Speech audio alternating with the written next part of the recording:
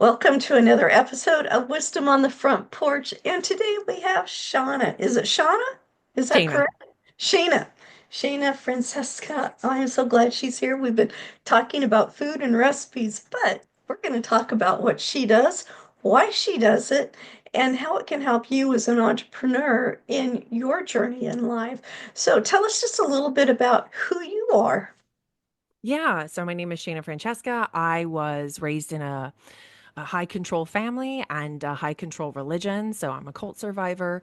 And coming out of that, I decided that it was really important for me to learn for myself about leadership and relationship, really predominantly like relationship. And I didn't really anticipate doing what I do now, but it became really, really powerful for me to be able to share what I understand about leadership and relationship with others. And so I do public speaking and consulting and workshop facilitation primarily. Wow, that's a lot you just Yeah. packed into that little bit there. Yeah. So coming out of a high control area, was that difficult to break out of that? Yeah. Yeah.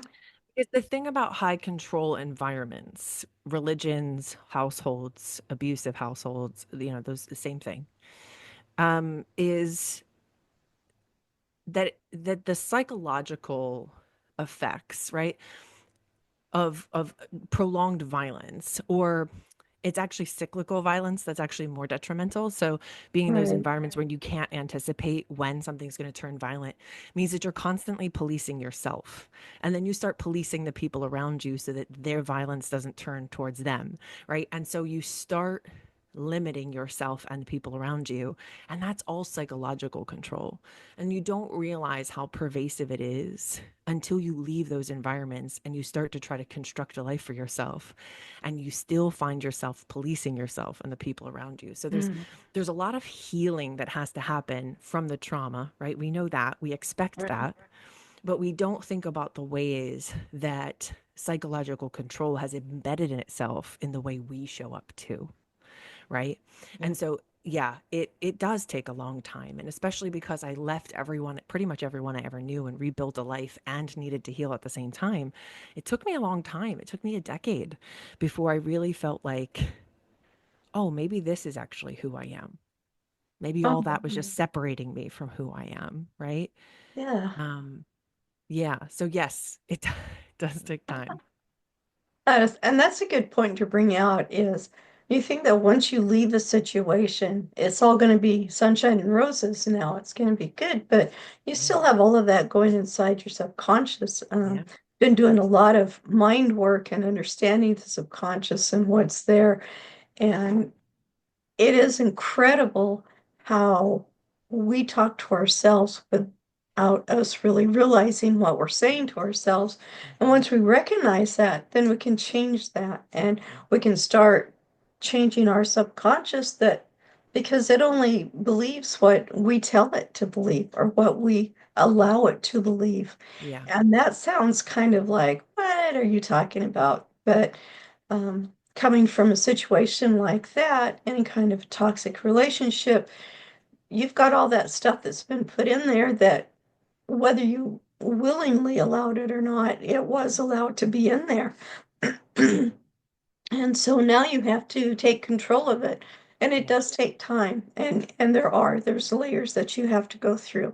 But each one is better. Each one releases you more. Yeah. And I'm so glad that you found out who you really are and that you can build a career around it. Yeah. That's Thank you. wonderful. Yeah, absolutely. Thank you so much. Yeah. So what is it that you do? We know who you are, kind Yeah. of. We know who Yeah. you were, and we know that this is what spurred you to do what you do, which is your why. But what is it that you actually do as an entrepreneur? Yeah, so I consult, right? I work with leaders. When it comes to leadership, the way I look at it is that it is about creating an ethical relationship with those we lead, whether that be directly one-on-one or it be through culture and how we cultivate culture. Um, and for that, to be realized, right, we have to be deeply invested in relationship. And I propose that all ethical relationship requires curiosity, respect, and accountability. And so, whether I'm working with somebody in a consulting role, whether I'm doing workshops, whether I am delivering a keynote, I am consistently touching back to that conversation about how do we build relationship so that we can be powerful leaders who are, empowering a diverse group of people to come together and innovate and create and drive profitability and so on and so forth. So really at the root of it is we're always talking about ethical relationship. Right, right. And that makes a lot of sense. And entrepreneurs talk with a variety of people Yeah. all the time. And it changes as we progress on, as we go into other things, as we level up. Excuse me. Um, so something has to be done to uh, keep building on those Yeah. relationships, but building it in a way that is beneficial for both of us. Yes. Not what can I get out of it and then go on Yeah. to the next one. Yeah. Because that tend to doesn't work. Yeah. Yeah. And So for what are me, your thoughts? I think it was hard for me coming out of the environments that I grew up in because I looked at relationship always from the lens of I've got to give, give, give, give, give, right? I have to give until there's nothing left to give. Because that's what I was raised to do, is that I existed for the people in authority over me. I existed for other people's use. And I Right, really had to work through that and understand that I needed to build a relationship, a healthy relationship with myself. The building of ethical relationships starts with ourselves, right? Me being personally invested in curiosity about who I am, what I believe, what I don't believe, being willing to learn more and do better, being willing to challenge my preconceived ideas, being willing to recognize that I have more information now and I would do it differently if I could, going back, in different moments in my life. And so being invested in curiosity is necessarily an investment in our vulnerability, but also in our desire to learn and grow, right? And then to check that with having respect for ourselves, forming boundaries, right? mhm, Knowing that there's meant to be reciprocity. All life on earth exists because of overlapping interdependent ecosystems, all life. And humans, we are nature, right? And so we are meant to exist in ecosystems with the world around us, whether that be human relationships, whether that be the living world, so on and so forth, right? And so when we ground ourselves in that, right, we have a different perspective. We have more respect for ourselves in the living world and more understanding of the power we have as part of the ecosystems we exist within, right? And so right, respect starts to anchor us in this understanding of how powerful I am and how powerful relationship is.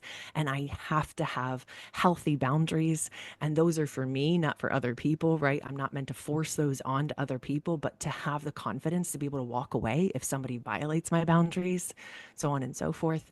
Or know that I can trust them to hold them accountable, right? Which is the other part of that, is the third part is the accountability. right, And accountability and respect always tie back to curiosity, right? So my thing is it's first and foremost about understanding and investing in our understanding of relationship with ourselves and who we are and how we show up, because ultimately we are the only thing we really can change, right? right, Right? right, We have influence over the living world, sure. But as far as human relationships go, right, I can't force anybody else to change and I shouldn't try. That's not ethical, right?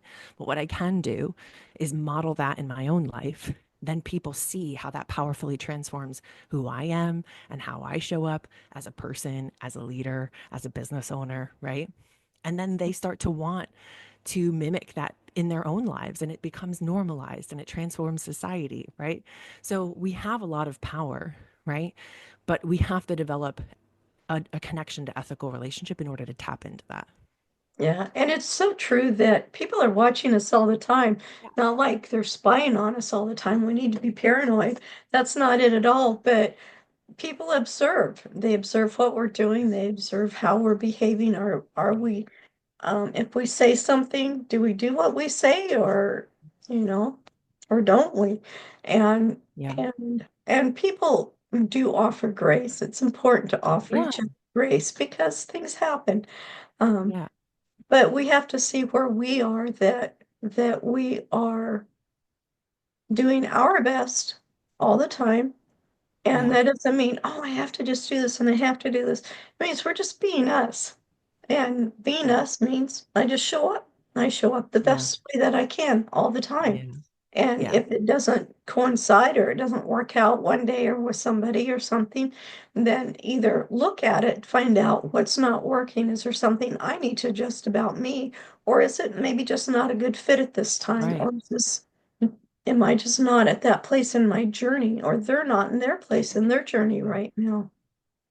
Yeah, absolutely. And like I said, as we learn more, we grow, we expand, and then what we're able to connect with, who we're able to connect with, possibilities, they all grow, right? Right, We get stuck, right? I think a function of being stuck is because we aren't growing. We aren't educating ourselves. We aren't connecting with a diverse array of people. That's, I think, what gets us stuck is that we right, are in a loop of the same things. And the way to get out of that is to expose ourselves to new hobbies, new people, travel, right? There's all of these ways to remind us that the world is so big and we are just a very small part of it. And the more that we take in our connection to the entire living world, the more that it expands what we thought or know to be possible, right? Because we get to see how other people are living their lives, how right. other people are connecting to resources, how other people are growing their businesses, so on and so forth. And it transforms how we see the world. Okay, so somebody comes to you for your services, Sure. and what is it that they're usually after? What kind of end results are they looking for? So most of the time, people are coming to me because they recognize that there's a shift required in their perspective as a leader or as an organization, right? And a lot of times people will connect with me first for one of two reasons: as a speaker to like Mhm. come in and deliver a keynote, or to deliver workshops. And workshops can, typically then can morph into consulting, because that's kind of a combination of workshops and like open office hours, really. Right. Um, and so having those like workshops and then more personal conversations with people kind of one on one as they process and they work through what we engaged with. But it's typically because we recognize that leadership has been discussed in a very specific way for a really long time. Hmm. And there's a necessary shift. There's a necessary shift that's people are asking for, people are looking for, people are requiring, right? And we see that organizations in the past that have pioneered the ways that I'm talking about leadership, right? Or like when you look at the first couple of decades of Pixar's culture, or you look at Yeah. how Campbell Soup was able, their last CEO was able to transform that organization. You look and see all these different leaders who were invested in connecting with their people and building relationships with their people, in accountability, in honoring and valuing people's dissent, Can right? you give us some examples of that? Sure. Yeah. When you look at like Pixar's culture, for instance, I'm not sure. I'm not sure. I haven't kept up with their current culture, but for the first several decades of that organization, they created a culture where people were like really celebrated for letting people know, like, hey, this isn't working, right? In the storyline, this is working, maybe this could work, right? And typically people didn't take the suggestion from the person and just apply that, right? But they recognized that the person saw a problem and they were proposing a solution, and maybe that solution didn't actually fit with their particular, or the project's intentions, but it provided a necessary different perspective on and allowed a problem to be brought forward and Okay. empowered a problem to be brought forward, right? And then they would have different conversations, and people were really almost required to play devil's advocate, right? When it comes to stories and storylines and so on and so forth. And they created this really beautiful culture around that, right? Is that nothing's too precious. No one is, there's no hierarchy in that organization that was going to stop great ideas from being brought Okay. forward, right? And I Yeah. think sometimes we look at, as leaders, we're taught like Ours is the authority, ours is the final voice, so on and so forth. But we have to divest from that because you have hired some incredibly talented people who have a tremendous amount of expertise, right? And it's really important for us to empower their voices and to empower them to people to collaborate with one another. And that's how innovation is spurred forward. Innovation isn't spurred forward by one person constantly dominating every Right. decision, right? And it's really important for us to trust our people enough to see what happens, right? And not every idea is going to be successful. I mean, even when you look at Pixar's different stories and different movies that they've created, they'll tell you that like sometimes the original storyline, all the original, concepts, only one character or like one actual line made it from the original script into the final version.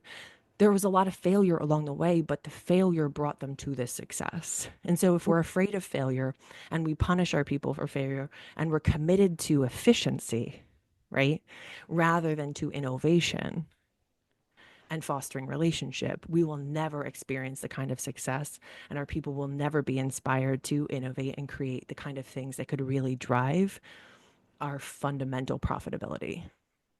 That's interesting. Using that as an example, throughout my life, I've seen where people have, businesses have not let their people speak up.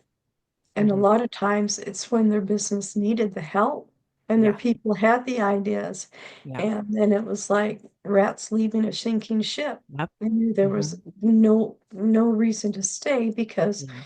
you were just a body there. You weren't actually a functioning human there. Yes. And then and the businesses where they incorporated the people and yes, we do want your ideas. No, we're not going to pick every idea, but Right. keep on giving the ideas because yours may be the next one we use. But they had that open communication and the ability to, yeah, give us some ideas of what you've got going on. Yeah. I think that's why I always liked research and development because you Yeah. had new ideas coming on. What can Yeah. we do to make this better? What can we do to make this more efficient? What can we do just to make this easier for the consumers to use? And you were Yeah. allowed to be creative, Yep. to be innovative, as you said. Yeah. And it's just such a better flow, such a better environment, and the Yeah. people are happy. Yes. And So, happy people are definitely going to be more willing and desire to bring their ideas forward. Unhappy people are going to really just root for you to fail. yeah, yeah, or they're going to go somewhere else. Yeah, exactly.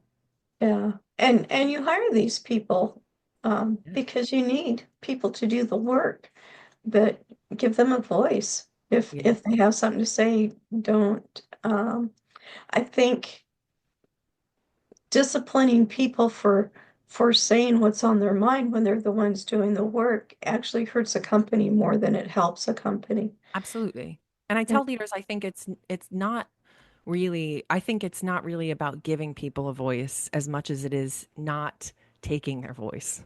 Oh, there you go. Because they Yeah. already have a voice. They already have a thought process. They already have ways that they want to contribute.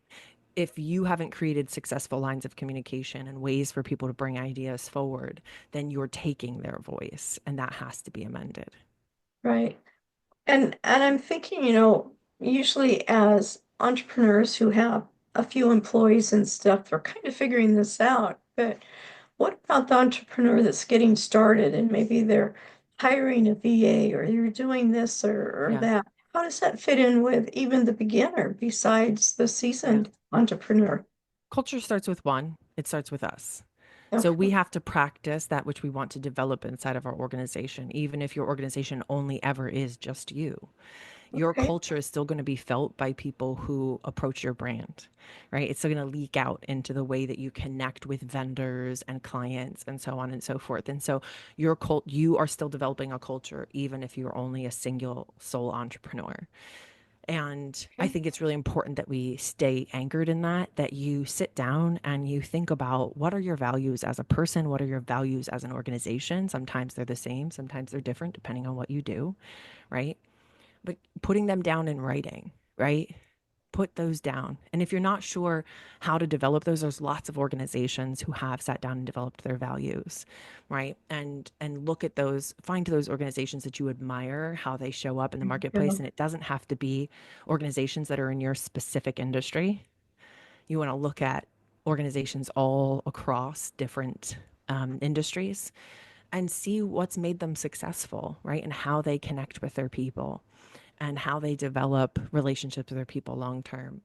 One culture that I really think is fascinating is Gore and Associates in Delaware, and they have this practice. It's an ESOP, so it's employee owned, but they never have any warehouse because they develop different products for different industries. They hold a lot of government contracts. Um, there's never more than 150 people in any particular warehouse or building, and Okay. they'll build another building like a block away. But there's never more than, and there's a reason for that because of like group psychology and group Okay. dynamics and so on and so forth. But there's lots of different organizations that do things in different ways and ways that we're not even aware of because most people don't even understand the different structures that, like an ESOP can be, right? The way that Right. that can operate, so on and so forth. Um, so I think it's important for us to like as business owners be doing research, be learning about different business type structures, be learning about what other successful organizations are doing and find what we identify with and how we would like to grow our organization and write down your values because then you can hold yourself accountable to them. And then other Okay. people know how they're approaching you and what your values are, right? Mine are public. Mine are on my website, right? So that anybody who's coming to work with me, they know what I'm about. They know what I am looking to foster in myself, in my organization, and the organizations I work with. Oh, wonderful. Wow, I like that. Um, I was thinking about a company, that maybe has several employees and maybe they do some type of manufacturing. Hmm. And they have everybody close together because it goes from one department to the next department to the next department. And if they built these different buildings, it would not be as logistical um, flow with it. So, so it'd be good for them to look into this company to see what this company does. It has these different buildings with only so Yes. many people in each one. Yeah. The buildings are not separated by department. That's not, each building is basically working on different projects. They function as their own company, essentially. Oh, that is quite Yeah. interesting. Yeah. Yeah. It's worth looking at because I think it's a very smart structure. It understands human and dynamics and group dynamics, honors that and values that. And I think it's fascinating. Um, I believe it was Francesca Gino. She wrote the book Rebel Talent, and she talks about Gore and Associates. I actually knew several people who worked there, but I didn't know much about the organization until I read Francesca Gino's book. And then I started asking them about it and started like doing more research and got more and more fascinated with them. I think it's an interesting structure just because it's so different than what we're used to and it's so Yeah. successful. It's so successful and has been for a very long time. And that's what's really important. I mean, Yeah. that's why we're doing these things. We want to succeed at what we're doing. We have these visions of where we want our companies to be, and Hmm. sometimes we just need a little guidance along the way. It's like, Yeah. well, this is what we're doing. I don't know if this will work for you or not, but this is what we're doing. Yeah. And then here's somebody else who's doing something totally different. And it's like, how is that working for you? How do you Yeah. make it work? So yeah, definitely looking into other companies and what they're doing, Yeah. other businesses, other entrepreneurial businesses. I've been surprised. I was at one yesterday, huge, huge company that is started by someone who started, at the ground floor and built it up into several places. And yeah, I'm actually got a call in to to talk with them and see about their process. But this is interesting. Gosh, you've opened up a lot of doors and windows that we didn't know existed, perhaps. And, at least I Yeah. did. And so this is really great. So you mentioned your website. What is your website? I'm sure you'll tag it in the show notes, but it's www.consonate.world, and it's CONCINNATE.world. Okay. Oddly enough, consonate.com was taken, and I think it was taken by like a government, an organization that works mostly with government contracts. And I was like, fascinating. Um, and so I just picked another, another route to go rather than the .com route. But yeah, so I have, like I said, I have information about myself as a speaker, articles that I've written, podcasts that I've been on, like yours. Um, Little short video clips. I have my speaker sheet, but then I have, other information, videos for people to access that talk about, curiosity, respect, and accountability, how I view them and how they show up in my work. Our story of how I found the name, or chose the name for the company, our values. There's lots of information up there so that, there's something for everybody really to take a look at and connect with. Wow, that's fascinating. Um, yeah, I just there goes my mind again, looking at listening to all the different things you were saying and going there. Um, wow. So when someone approaches you, is it usually a business leader or a speaker or what Yeah. what type of person comes to you um, and they're looking like something's not quite right. So can you help us figure it out? Is that it? Yeah, well, it depends, right? If somebody's coming to me as a speaker to speak at their conference or at like a conference that they're putting together or inside of their organization, it's usually because there's they know what people are interested in and looking for, right? What Okay. conversations are happening inside of the organization, what people are asking for, what they need. So people come and come to me and they're looking to empower people to build stronger relationships, whether that be internally and or externally, build better client relationships, so on and so forth. And so they'll come to me specifically and we'll have more conversation about relationship. I'm also neurodivergent. I was diagnosed with ADHD at 5.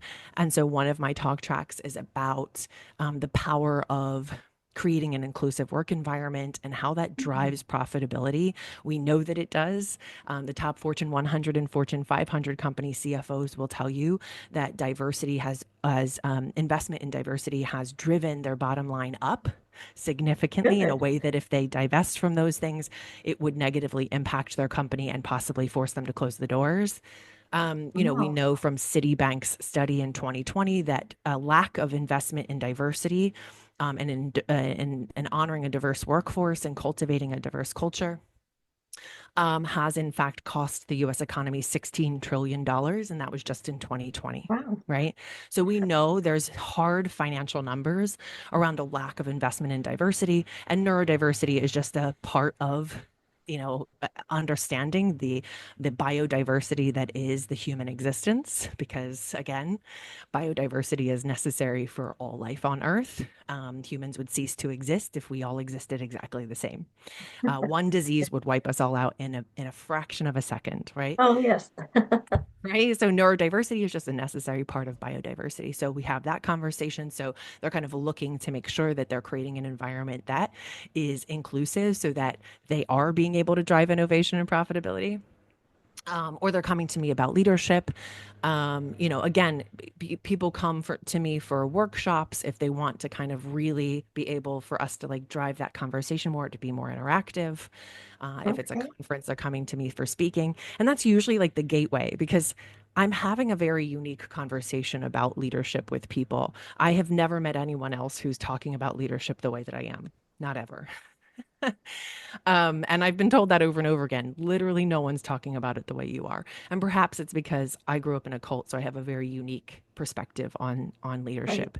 Um, but usually that's kind of the gateway. They hire me for a workshop or they see me speak at a conference, and then they're bringing me in to kind of do more specific work inside the organization long term.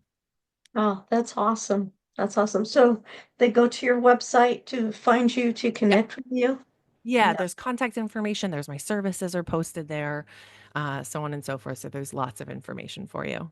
Okay, let's have the website address again It's because it's not a www. .com. No, it's not. It's www.consonate.world. And so that's CONCINNATE.world. Okay, great. Well, thank you so much for being here. This was very interesting and enlightening. Yeah, thanks so much for having me. I really appreciate it.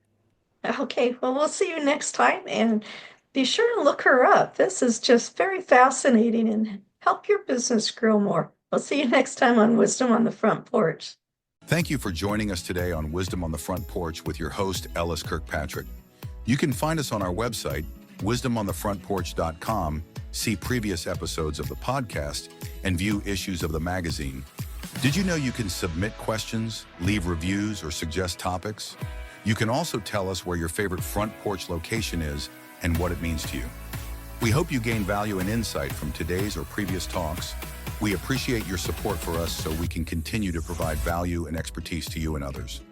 Subscribe to Wisdom on the Front Porch magazine and join in next week when we bring you another great insight into the world of entrepreneur culture and lifestyle. Make today a great day. Always believe that something wonderful is going to happen.